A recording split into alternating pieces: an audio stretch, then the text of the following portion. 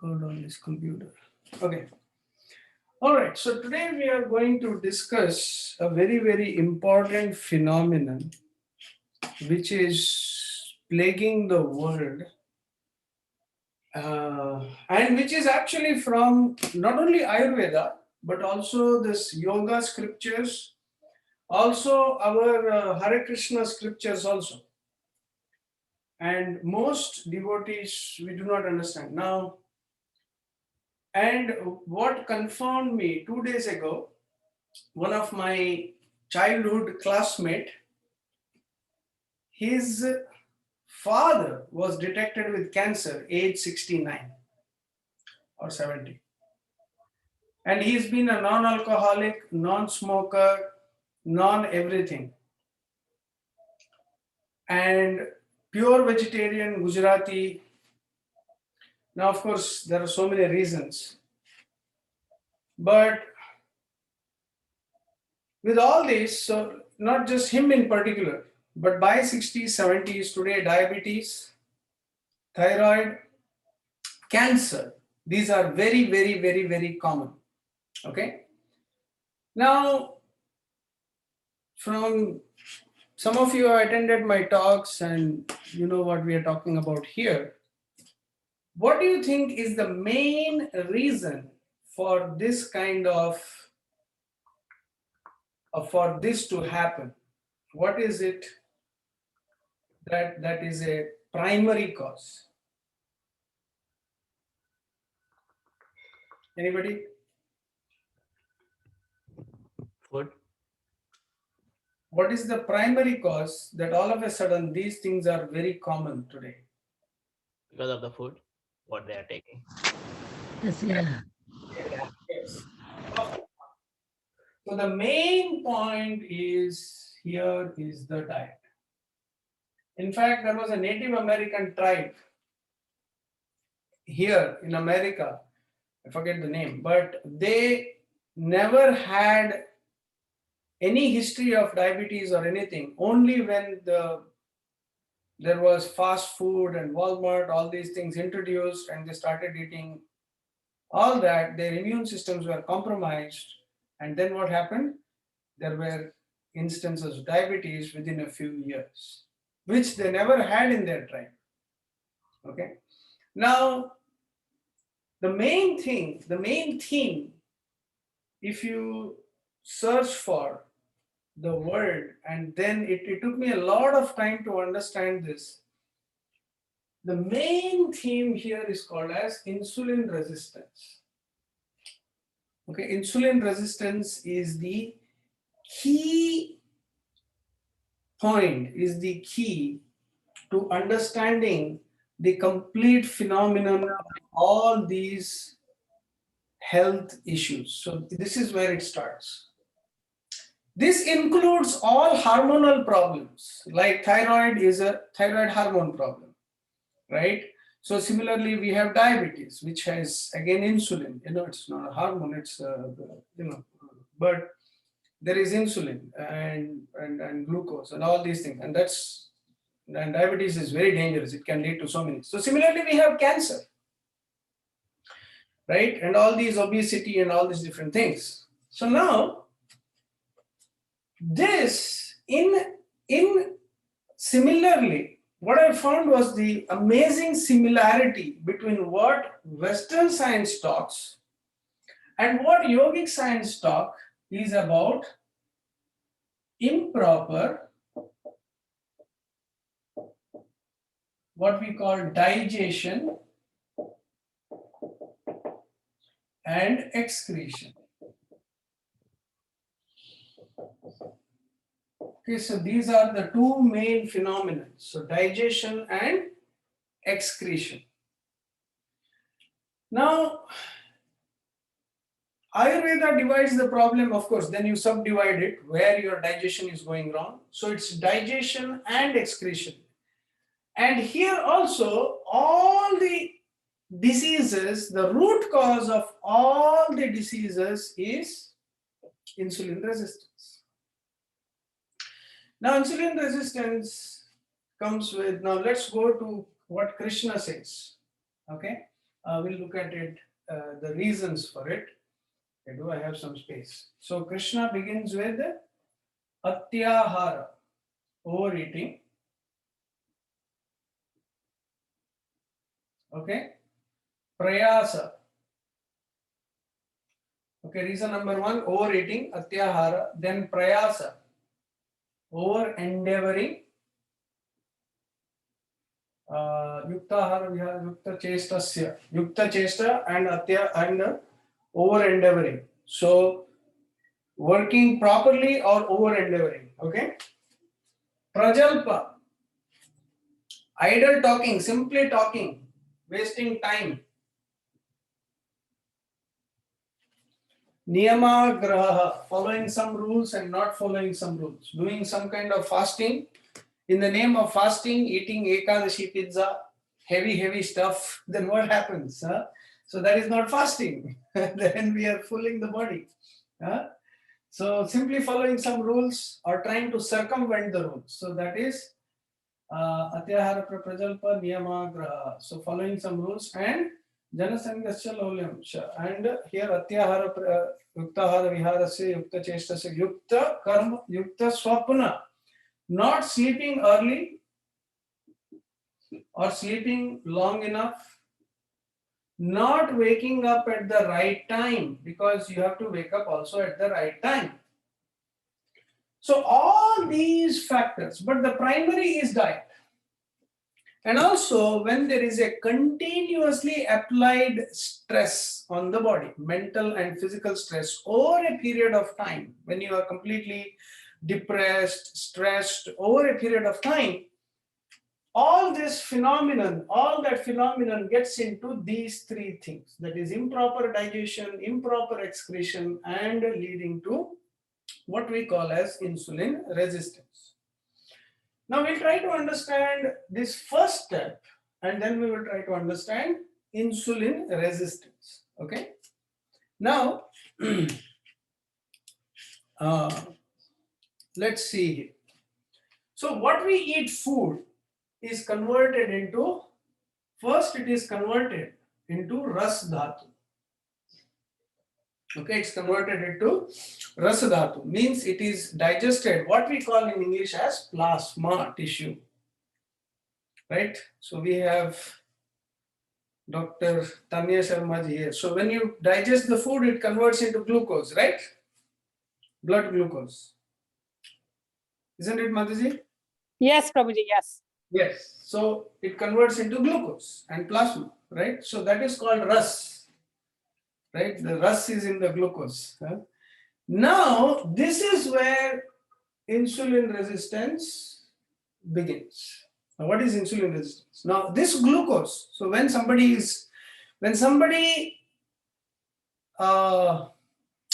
becomes unconscious or falls down, so then what happens? What do people do? We give him saline, we give him glucose.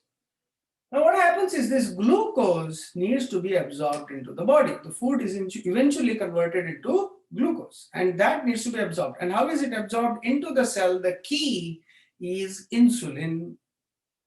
The key is insulin. What does insulin do?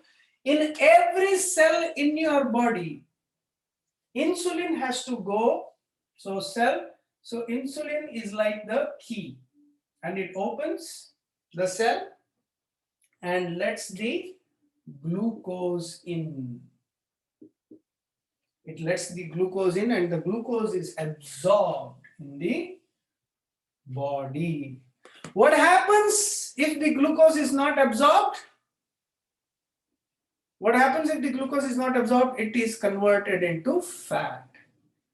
And here we call it kapha. Now, as people grow in prosperity, their belly also grows, which is not a sign of prosperity. So belly.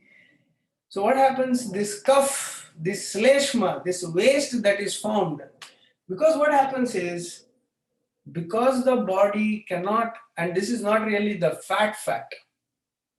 Okay, so this is stored as what they call as fat, but here what we call as sleshma is cuff. So that is why in yoga, before you do asana, they recommend that excess cough should be thrown out. So you can observe yourself after you eat, and if you have overeaten, the first thing that you develop is excess mucus, especially when you are eating something heavy, spicy. There's a lot of mucus, and after you eat also, after some time, there is some mucus that is formed. So that is the first waste product that is formed. Now at this step, what they call insulin resistance, what happens is, suppose you have a spike of glucose.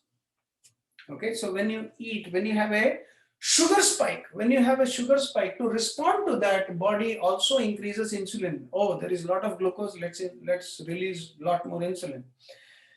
Now, because the body is overeating, overstressing, and you are still in the eating mode, see, that is why you are eating and the primary digestion is still taking place. Now, body has limited capacity, right? So body should do, and everything has to happen in a certain time. So once you eat, so that is why it is said, give a proper gap between your food. Because what happens, you eat, your body is digesting, all this process is taking place. Suddenly you eat, put some more food, then the body has to direct some part of the energy there. Then what happens? This process slows down. So what has been converted? That is why intermittent fasting. That is why intermittent fasting plays a very crucial role in clearing the body of all this built up glucose, built up cough, fat in the belly. I did a seminar on fat. Especially, I explained how the visceral fat is very, very dangerous. Why visceral fat? Because it is not just fat, it is cough. And when it hardens, if you have seen, okay, it's a little dirty to think of, if somebody spit when it hardens. Imagine at the late age, your body, you have too much cough. See, in Americans or Westerners, they become diabetic because of excess fat. That is actually excess cough, according to Ayurveda. But Indians or Asians become diabetic, although they are lean. The reason is visceral fat, because this cough accumulation over a period of time. What happens is, as this kapha thickens over a period of time, your metabolic rate is slow, means your digestion is slow.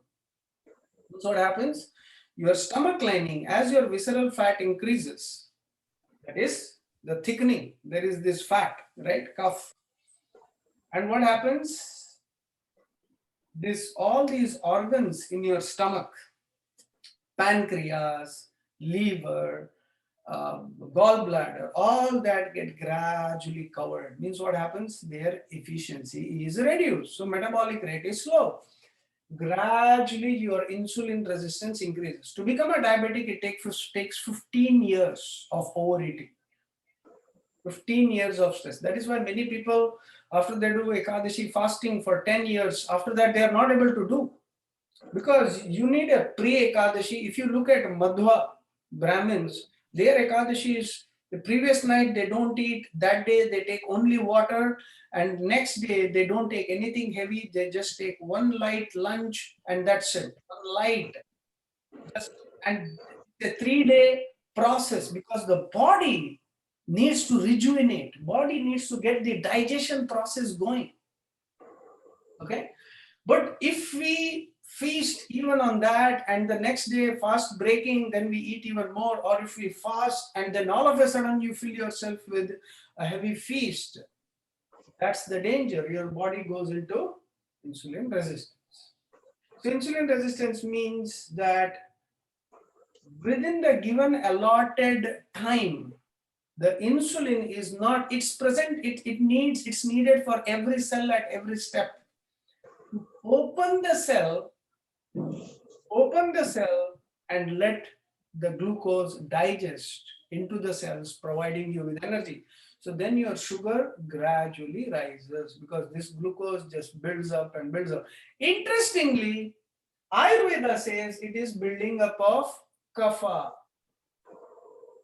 So that is why the first treatment for diabetes, actually, Stephen Wong, a doctor in Canada, he's the only one I heard who says, and there are many who have said this is completely reversible, means you can be completely back to normal.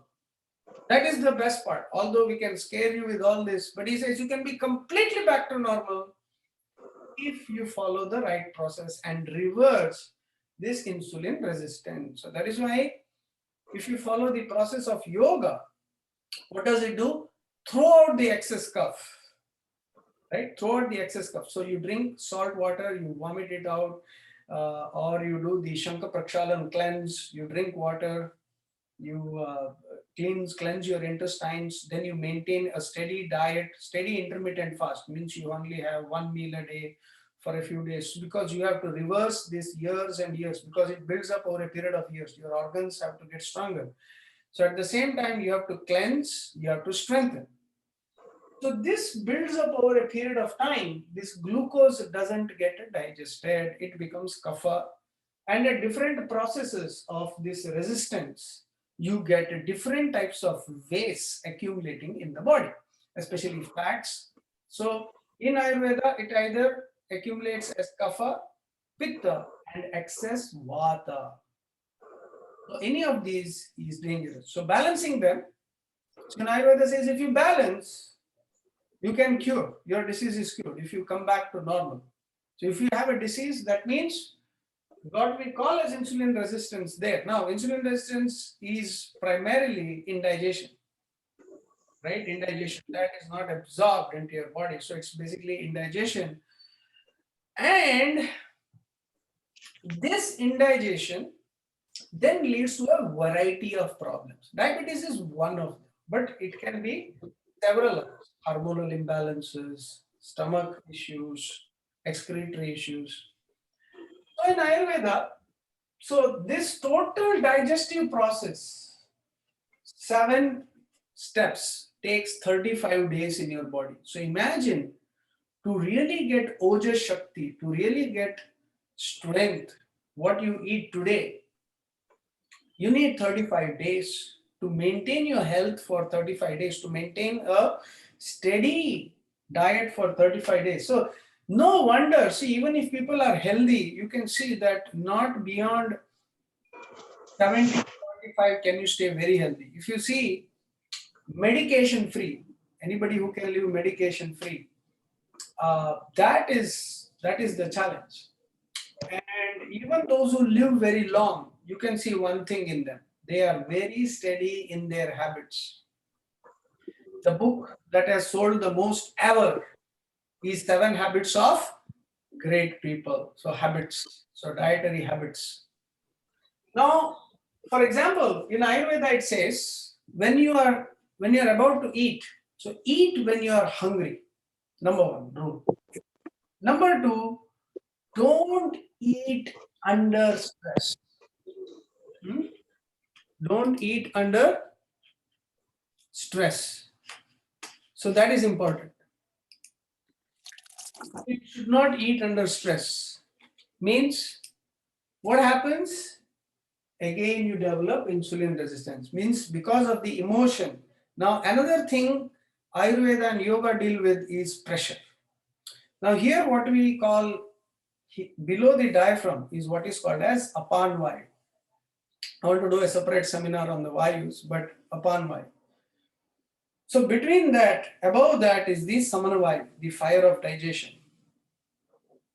Okay, and then upper, this is the Prana Vayu. So when you eat, this Saman Vayu is this Samana Vayu, this fire of digestion, what we call Vaishwanara Agni. So that is why when you eat, if you focus on the eating and you meditate here calmly, then this fire, then this part knows. See, just like at the end of the asana, we did the Yoga Nidra, we relaxed each part of the body. And when we relaxed each part of the body, the part when we became aware, it became relaxed, right? I said focus on your toes. So when I said focus on your toes became relaxed, your fingers became relaxed, your hand became relaxed, right? So when you focus on the different parts, they relax. Similarly, when you eat in a meditative way and you focus on Agni, that's why today when we eat, if we are like this with the phone, right? If you are eating with the phone, it's so stressful. And then you are thinking something, some people sit and talk. So you are actually, every time you do that, wherever your mind focuses on, that's where the body, the mind puts the energy of the body, that directs the prana. So that's why when you're sitting to eat, to have this part of the digestion successful, it's very important to calm down, sit down and eat. There's a lot to explain, that you have to really be calm, you have to sit down, you have to really focus on the eating, focus on the digestive fire, meditate on Agni. Aham Vaishwanaro Bhutva. Krishna says, I am the fire of digestion. Praninam Dehamastitaha. Meditate. Now this, after this stage of 5 days, this is eventually converted into blood. So the quality of your blood, so whatever you eat, it should be balanced. If you have too much pitta, so if you eat too much spicy, what happens? The blood quality becomes pitta heavy.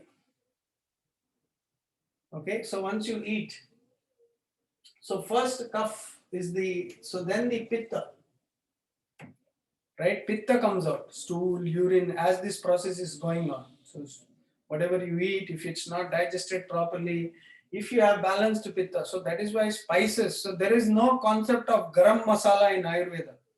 Like once we were doing this cooking program in this temple in Bombay, and we were putting each ginger and nutmeg, all these separately in the, and the cook asked me, what if you put everything together and put it as garam masala? So that is why it's called garam masala. In Ayurveda, digestion is based on when you eat, the tongue detects what is the taste, what is the herb, what is the taste. And based on that, it generates the digestive juice in the saliva. 50% is here, 50% is here, but 50% is here. So for that to happen, it has to detect. Now garam masala, all that taste is gone. It's only hot, spicy. So it generates only pitta. But nothing is felt immediately. But over a period of time, in Western, you develop insulin resistance because it can happen in many different ways. But here you develop pitta imbalance. Now that relates, so either you develop a kapha imbalance or pitta imbalance. So, but eventually in the Western, we call it as insulin resistance. Then we have, after this blood is digested, it becomes muscle. Muscle. So blood digests and it becomes muscle. Now what is the waste product of muscle? So when you are developing good muscle, by the way, the in charge of each, so dhatu, so this is called dhatu, 7 dhatus. For each digestion, there is a dhatu agni, rasagni, raktagni, mamsagni, medasagni, astyagni. So all these 7 agnis are there. And for blood, the adidevata or the controller is the moon. Okay. So if your moon is weak, you'll have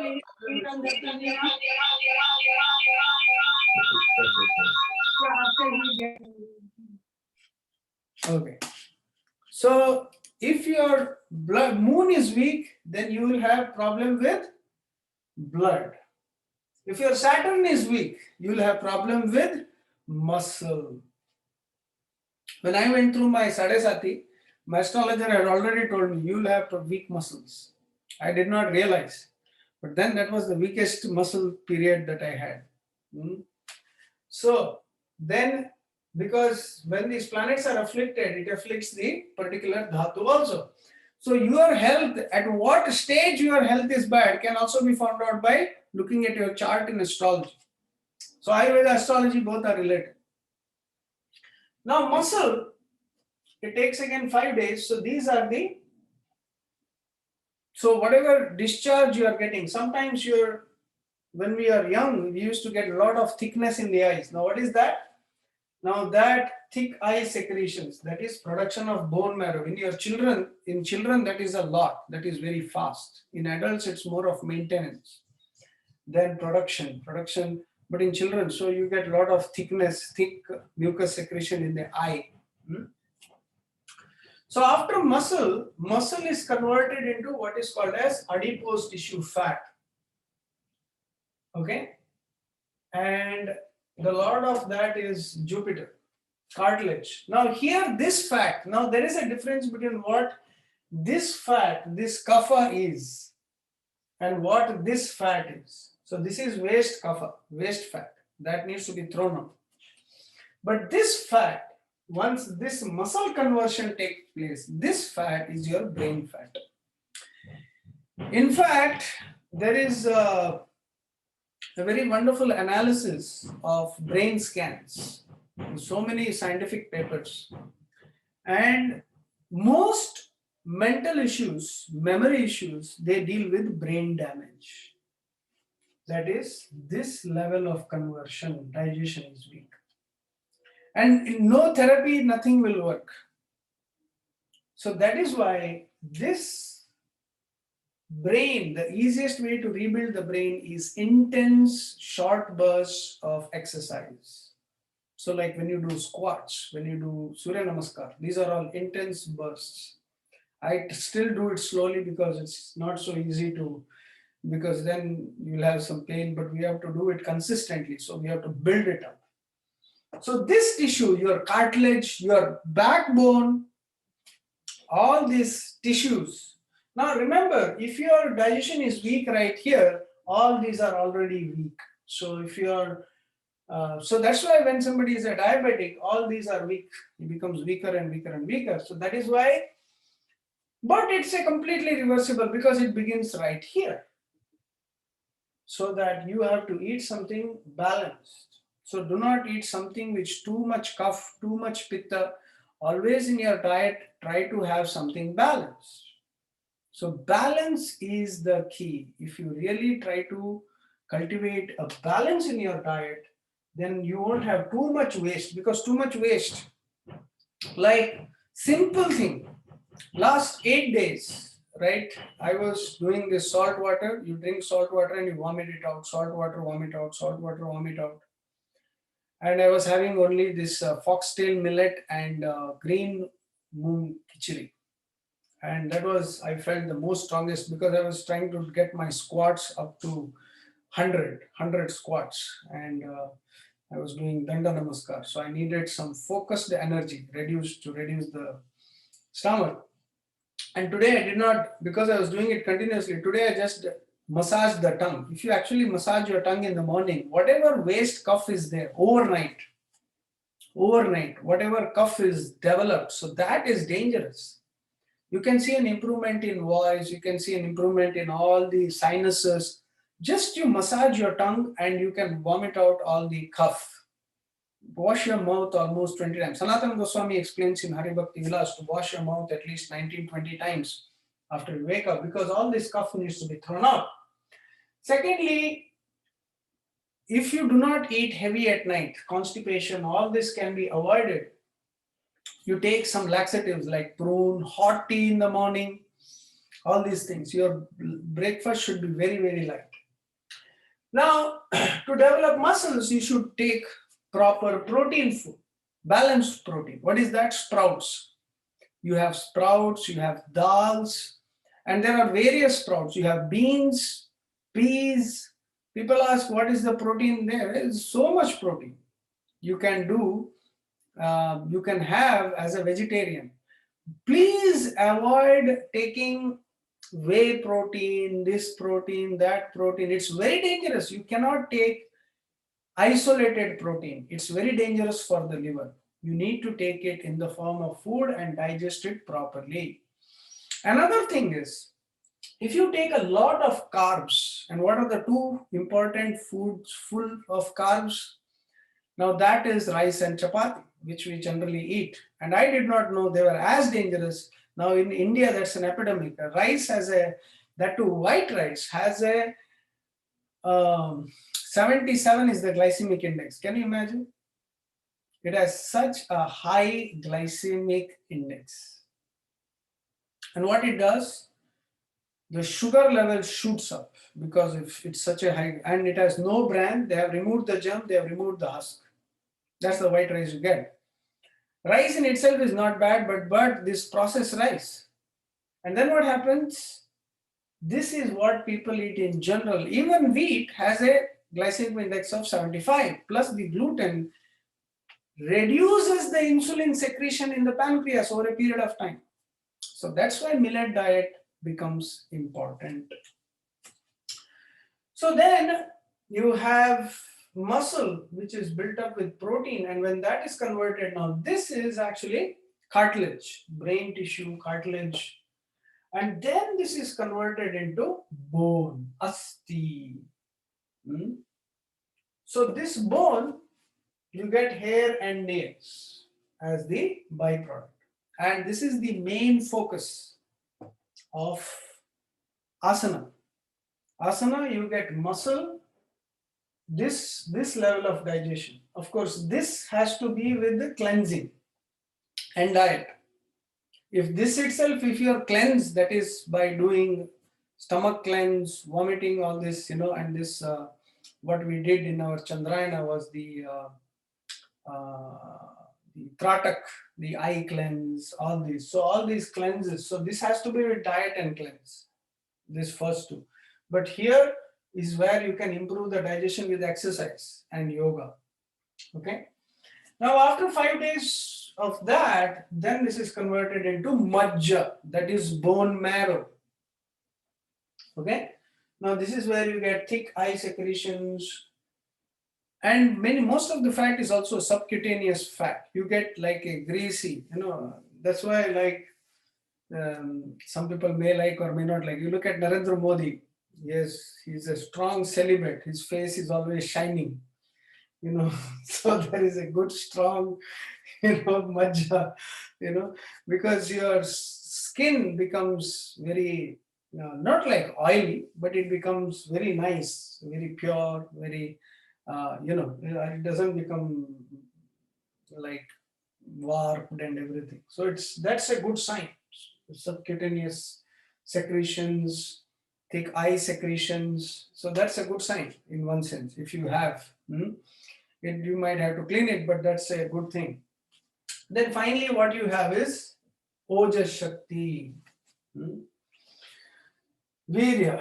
But this is the last stage. After you have done all this, when you have maintained the diet, done the proper exercise. So that is why in the Ayurvedic daily lifestyle, exercise is a must. It's a must. See, the thing is, why exercise in the morning is a must. Now, for example, at between 7:30 a.m. and 8 a.m. in the morning, or around that time, maybe a little bit up and down for each, you have a burst of cortisol and sugar, your growth hormone in your body. The body gives you all the hormones for the day. So that's why there is a spike in sugar. Now that needs to be digested. So that is why morning walk, morning yoga, morning exercise, Ayurveda, it does recommend. On top of it, Ayurveda recommends oil massage every day. I was shocked to see that it recommends every day because it helps in flow, especially this Mahanarayan Tel that I recommend to most of you, that massaging, so these movement of them in your body, that improves, that circulation. Because one of the things very important in your body is the circulation here. There is a subcutaneous fat. Now that should not become a hindrance. So when you put that oil, the circulation improves, that fat. And when you walk in the sun, so that is why walking in the sun is important. It's converted to vitamin D. Your skin is your important source of vitamin D. And you walk in the sun like half an hour or something every day. That vitamin D is good. Because what it does, that vitamin D falls on that sunlight falls on your skin, mixes with the subcutaneous fat, and converts into pre-vitamin D, which then goes in and is digested as vitamin D. This is very important. So if you do this over a period of time, walk in the sun, eat proper balanced diet, that takes care of the first two, eat proper time, eat in a proper mood, then you control with exercise. Muscle is mostly exercise. You cannot get muscle just by diet. Diet gives you the like the raw material, but your exercise is what makes the muscle.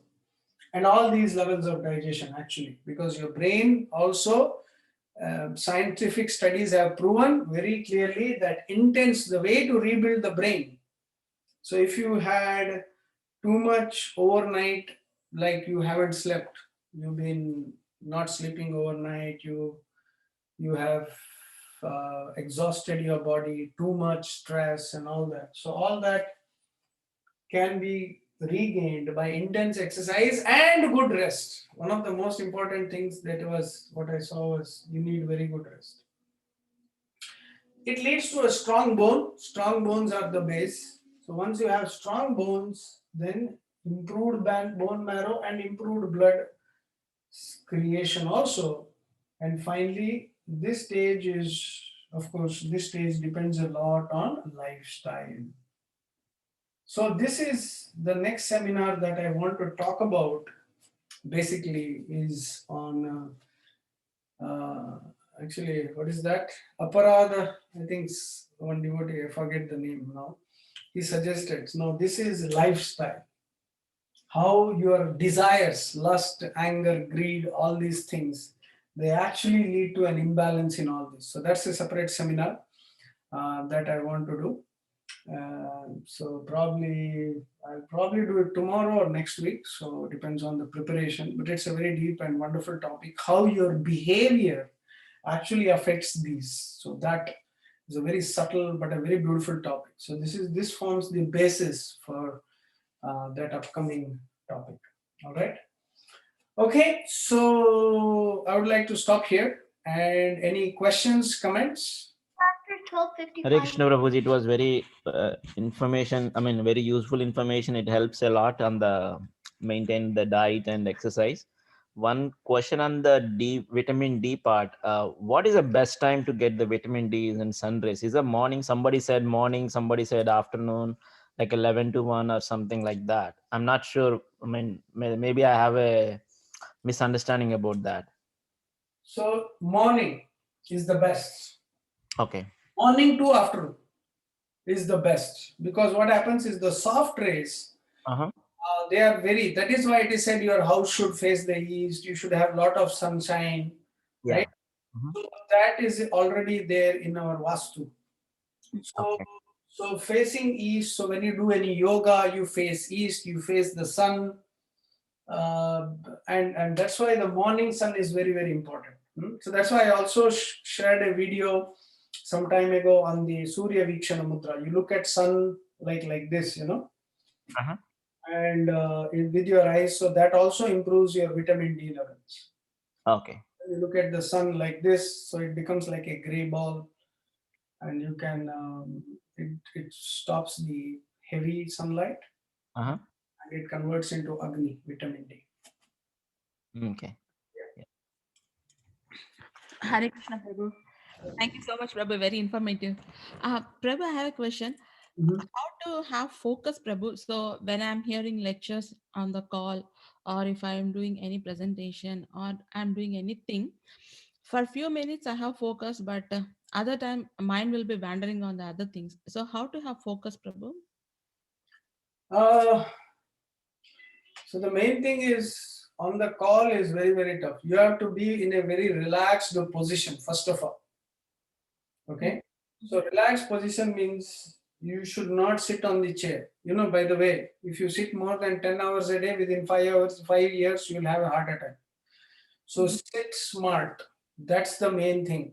Prabhupada once in a Japa talk, what does he say? Sit properly. So sitting with the back straight, right? That is one way. where you are completely and focused on your breath. What I do is when I sit, I meditate on Paramatma. He is there. So I'm listening with him. So I have to only take in things which I need. So if you want to really focus, because ultimate focus of hearing is to remember him. Mhm. If you keep focusing on him, then eventually your mind will be out of everything else. So right now I don't need anything else. Krishna will maintain me. Right? Joe Biden is giving stimulus. So for 2 months you can relax, right? So you don't have to worry about finance. So you have to give out all that tension. That's the main thing. To leave out everything, that is mind management. You leave out everything. So that I will talk about deeply in this part. Leave out everything, but just focus on what I need right now. One thing is the talk should also be interesting. So I hope it is interesting. So if it's already interesting, then you forget everything and just focus on your breath, focus on your heart, and focus on hearing. So that's all you need. And then if you cannot sit, if it's tough, then Bhagavatam is very flexible. You can lie down also, but be comfortable. Don't be in a half sitting position, right? Like this or something. So either sit properly or lie down, relax, put there and calm, just focus. Slow down your breath. Breath is very important. Focus on the heart, relax. So that's those are the points I would say. So then, Prabhu, how to have like increase our memory, Prabhu? Increase our memory, again, it's our, although it's the mind, but it's the brain. The more the focus you have, the more it absorbs, the more memory is retained. It's not how much time you've spent, but how much focused time you spend. And memory is basically repetition. If you want to memorize a verse, you repeat it 6 times a day. Within 7 days, you'll memorize it. So memory is you repeat the same thing. Vaisheshika Prabhu keeps cards. You take out card, your time, you just memorize the words. So it's just memory is repetition and focused repetition. All right. And also memory depends on your food, right? If you're heavy, then your air is loose. Then you cannot remember. If you are eating properly, then your air is tight because memory is also mind. The thoughts are processed and sent by the balance of air pressure. So if you're eating heavy, if you're eating this, that, when you're, so when you're balanced, when your air is balanced, your memory is good. Okay. Thank you, Prabhu. I have one more question, Prabhu, but I'll ask at the end, Prabhu. Okay. All right. Because I see so many participants, so I don't want to block them. All right. So any other questions, comments? Hare Krishna Prabhu. Okay. Prabhuji, may I start? Hare Krishna, Prabhuji. Okay. Somebody was asking already. Who was starting? That's okay. That's okay, Prabhu. Let her go. That's fine. That's fine. That's fine. You can let her go. All right. Go ahead. Okay, shall I, Prabhuji? Yeah. Okay, thank you. At first, thank you for picking up this topic and elaborating every process. Really feeling blessed. This is so much important, and you related what we are going through. Maybe some of us, I don't know, all of us should be blessed. So it's all good. It's a general topic these days, what I also feel. Prabhuji, just a quick query. These days, I see in my family also developed the process of seeing the phone while eating. Okay. That's a very bad. What do you?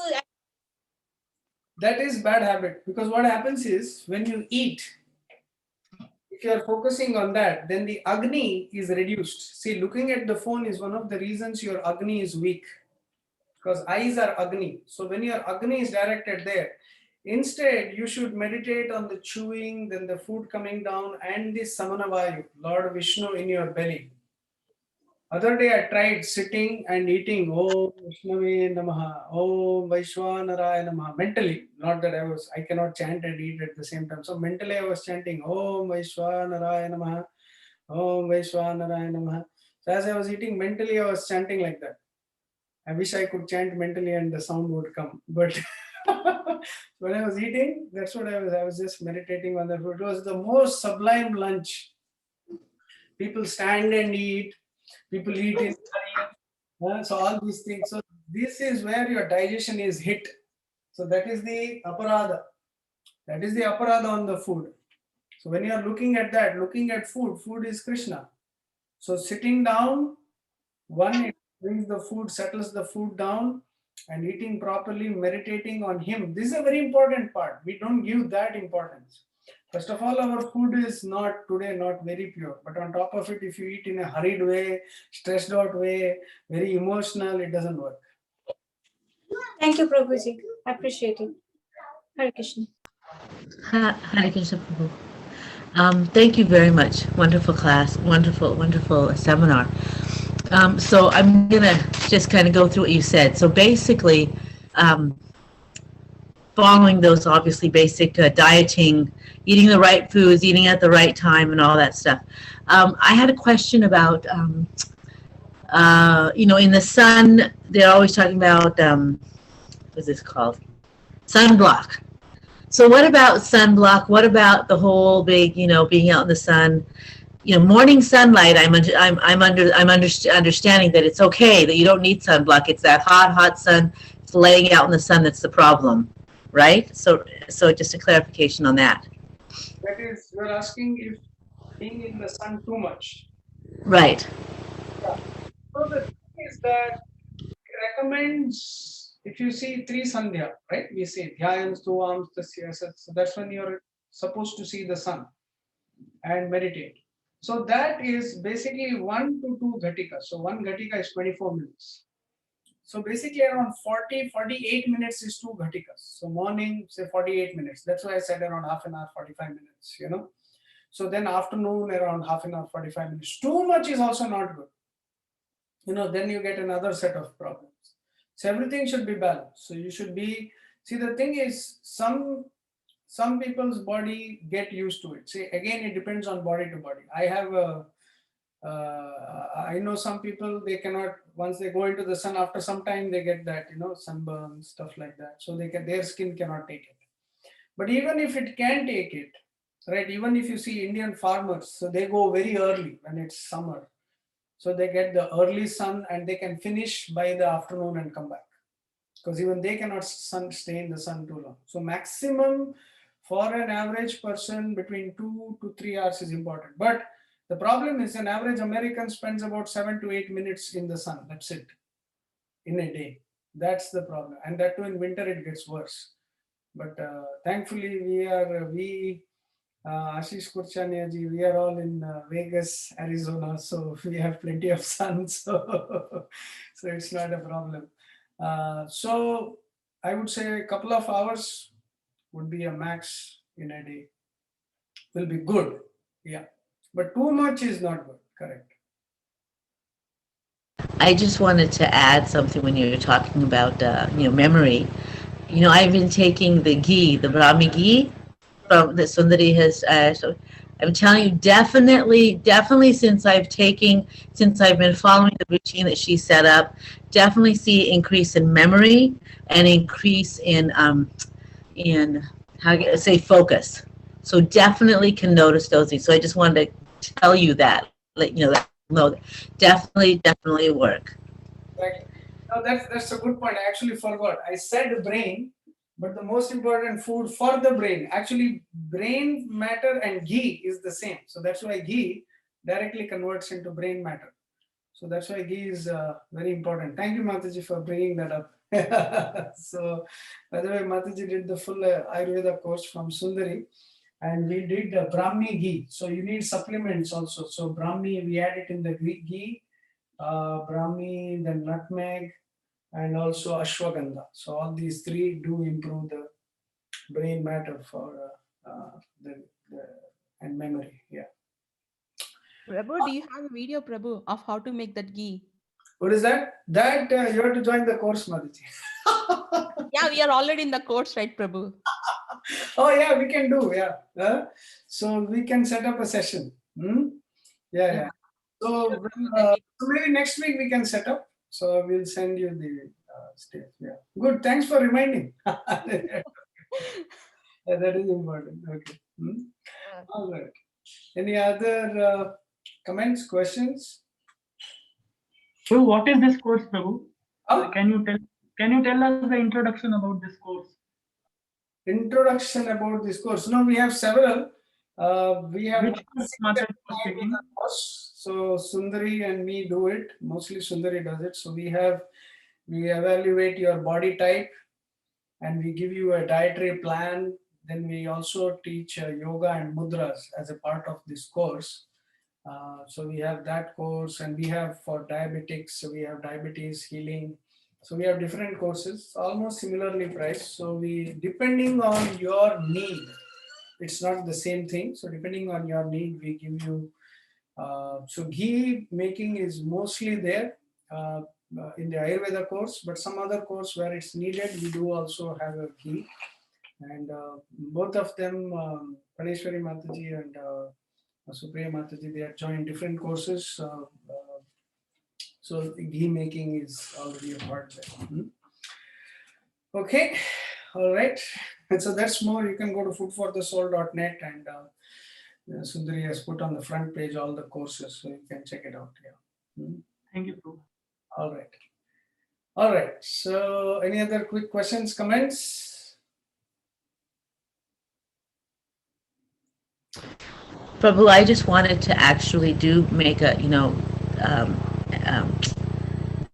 encourage everybody to really look into that, the 6 sessions that you guys do, because like I said, definitely see a big difference in my whole lifestyle. Just give you just getting up early in the morning, drinking a glass of warm water has changed my life. So just want to tell you that. Thank you, Prabhu. Hare Krishna. Yeah. All right. So all right. So that was I felt was a good, because there's so much details you can go to, but we can only take so much in a day. So tomorrow we'll have again. So after my class, so you're all invited again tomorrow. I will do the lifestyle part, more subtle aspects of it. So we'll do the 9 to 10 yoga, and we'll start again at 10. Okay. This is a very important part of the research that I'm doing, and as I'm discovering this and applying it, I'm seeing very wonderful changes. So I really wanted to share some broad guidelines. Okay. So thank you all so much for joining, and I will see you all tomorrow. Hare Krishna, Prabhu. Okay, Prabhu. Hare Thank you so much, Prabhu. Prabhu, hope the recording will be shared, no? Yeah, I'll upload it. Yeah. Thank you, Prabhu. This was the first session, Prabhu. Yesterday, anything was there? Yesterday it was Friday. I sleep. Okay. Saturday, Sunday. Okay. All right. We'll do it. All right.